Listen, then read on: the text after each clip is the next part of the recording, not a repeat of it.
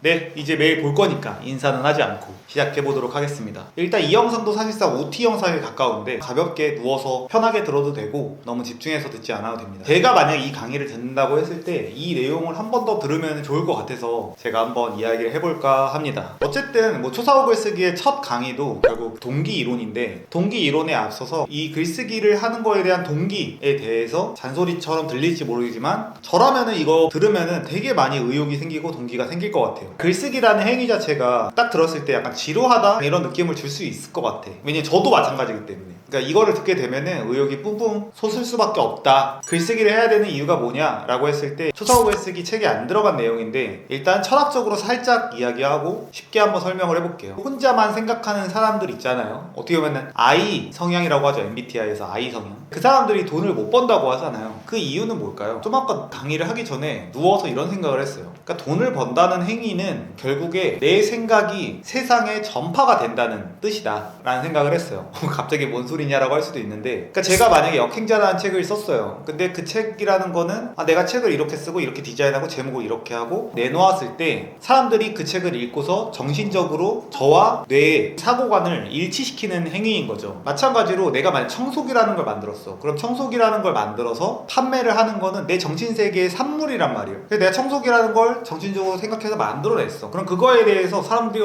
이거 되게 쓸만하다라고 정신적으로 나와 생각을 일치시키는 거예요. 결국에 나 혼자만 생각해서 남들이 안 봐도 돼, 남들이 안 사도 돼, 평가를 안 해도 돼 라고 생각을 하게 되면은 결국에 자기의 작품이 아무에게도 인정받지 못하는 거가 되는 거고, 근데 내가 만약 대중성 있게 글을 쓴다, 사람들이 읽기 쉽게 글을 쓴다, 그리고 사람들이 설득되게 글을 쓴다, 사람들이 감동되게 글을 쓴다, 이런 것들은 결국에 내 생각과 상대방의 생각이 일치시키는 어떤 작업이란 말이에요. 글쓰기라는 행위는 당연히 내 내면에 대해서도 굉장히 이제 좋게 만들 수도 있고 행복하게 만들 수도 있고 평온하게 만들 수도 있고, 이건 당연한 거고, 외적인 글쓰기라고 하죠. 초사호 글쓰기에서는 외적인 글쓰기를 통해서 사람들한테 돈을 벌 수가 있죠. 근데 글쓰기라는 행위 자체가 상대방이 어떻게 인식하는지에 대해서 또 생각하는 계기가 돼요. 그래서 글쓰기를 해보시면 알겠지만 이렇게 쓰면 사람들이 더 재밌게 읽고, 이렇게 쓰면 사람들이 끝까지 읽고 또 공유도 하는구나, 아니면 이걸 통해서 사람들이 제품을 사게 되는구나. 그래서 글쓰기라는 거는 내 내면에 대한 생각 정리도 당연히 있지만, 그거를 이제 내적인 글쓰기라고 하죠. 그런 것도 있지만 결국에 글쓰기라는 게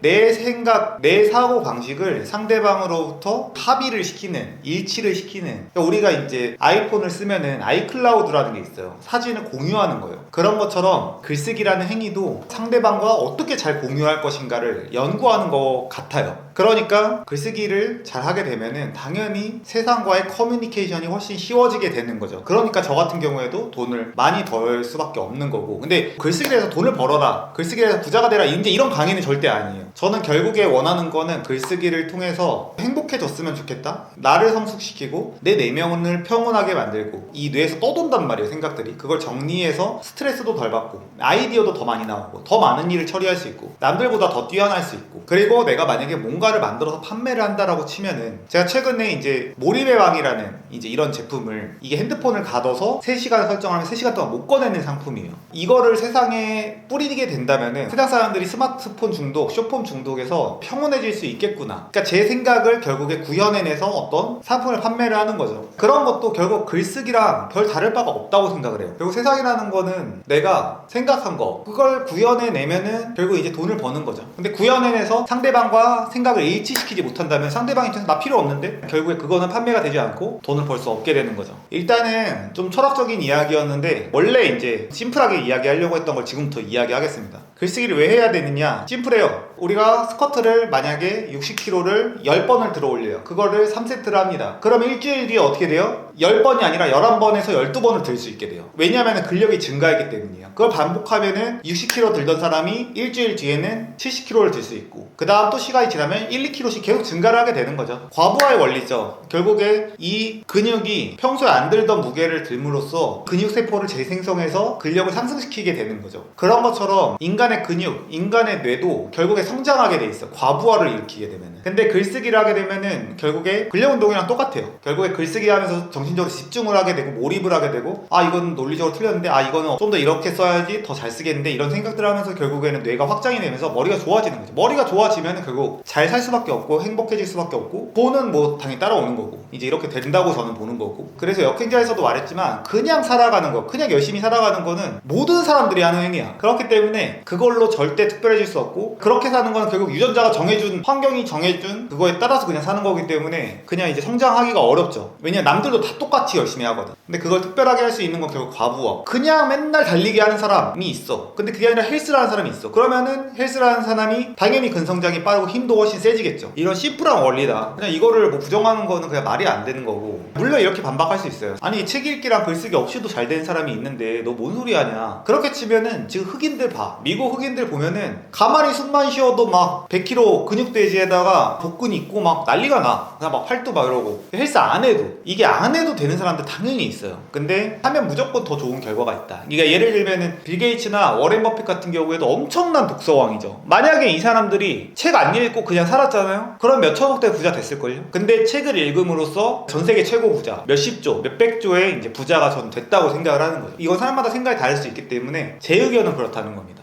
그래서 또 사람들이 물어볼 수 있어. 첫 책에 종합 1등 베스트셀러하고 50만 부 팔고, 제가 거의 역대 최장으로 교보문고 10등 안에 드는 기록을 오래 세우고 있거든요. 이 정도 세운 사람이 있을까? 약간 싶을 정도로 세우고 있는데, 그 역대급으로 책을 많이 팔았죠. 그게 팔릴 거고. 그러면 사람들이 물어볼 수 있어. 너 천재 아니었어? 물론 이제 재능이 있었던 건 맞아요. 그치만 언어적인 지능이 진짜 말도 안 되게 낮았어요. 다 아시겠지만 제가 수능 3년 동안 재수하고 뭐 별의별 짓 다 해보고 3년 내내 언어 영역을 팠는데 4등급이 나왔어. 이게 수능을 공부하신 분들은 아시겠지만 진짜 공부 아무것도 안 해도 3, 4등급 나오거든요. 언어 영역은. 그렇다는 거는 사실 언어적인 재능이 엄청 타고났다 보기는 어려운 거예요. 물론 제가 이제 해석했을 때는 언어적인 지능은 저가 탑급은 아닌데, 상대방의 심리를 이용해서 글을 쓰기 때문에 좀 더 잘 팔리는 게 있긴 하지만, 그렇다고 쳐도 어쨌든 책을 내는 사람들은 언어적으로 천재들이 1년에 10,000권씩, 몇만 권씩 새로운 책이 출간된단 말이에요. 근데 거기서 이런 성과를 냈다는 거는 분명히 뭔가가 특별한 이유가 있을 것이다. 근데 그게 바로 저는 이번 초사화 글쓰기 강의에서 말하는 것들이 제 모든 것이다 라고 생각을 합니다. 그래서 결국에 머리라는 거는 어느 정도 훈련이 저는 분명히 된다. 물론 한계가 있는 사람이 있어요. 그렇지만 저는 하게 되면은 평생 월 200 벌 사람이 월 400 벌 수 있고, 월 400 벌 사람이 800 벌 수 있다. 최소한 그렇게 된다고는 좀 확신하는 게 있고, 그러면 당연히 해야 되는 거죠. 그래서 저는 수학적 머리가 별로 안 좋은 편이거든요. 한번 해볼까요? 10 곱하기 10,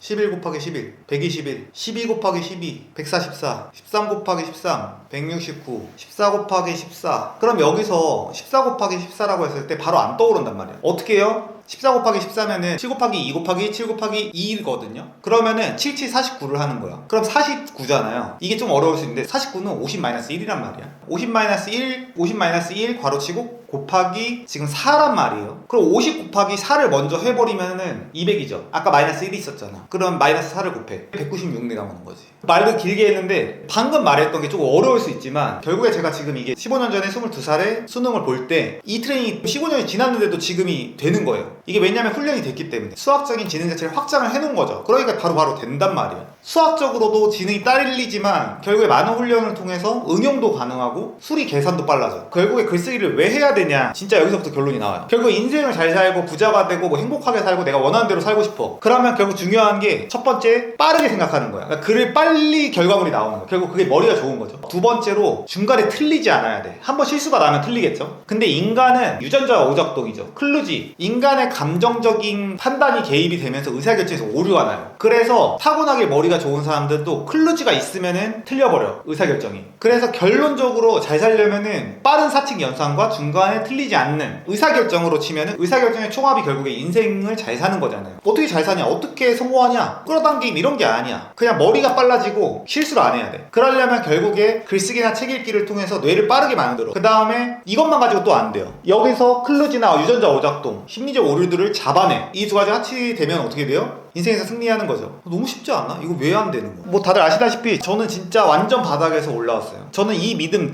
이 두 가지를 잡아내면 인생에서 승리할 수밖에 없다. 물론 최고가 될 수 없겠죠. 내가 뭐 앨런 머스크를 이기겠어, 칸트를 이기겠어, 쇼펜하우어를 이기겠어. 근데 만약에 내가 상위 50%로 살 사람이었으면 상위 1%로 살 수 있게 되는 거지. 결국 글쓰기를 해야 되는 이유는 뭐냐? 머리 속도가 빨라지고 자기를 객관화가 되면서 메타인지 되면서 실수가 줄어들어요. 이 방식대로 글쓰기 한 사람을 바로 초사고 인간이라고 하는 게 초사고 글쓰기의 핵심이죠. 한 5분만 얘기하려고 했는데 한 20분 잔소리 한 것 같아요. 자, 이제 동기부여 됐나요? 글쓰기를 왜 해야 되는지, 하면은 왜 개쩔게 되는지 이해하게 됐고, 초사고 글쓰기는 단순하게 글을 잘 쓰기도 당연히 기술적으로 알게 되지만 그 이상을 넘어서 더 많은 것들을 저는 이야기할 생각입니다. 네, 감사합니다.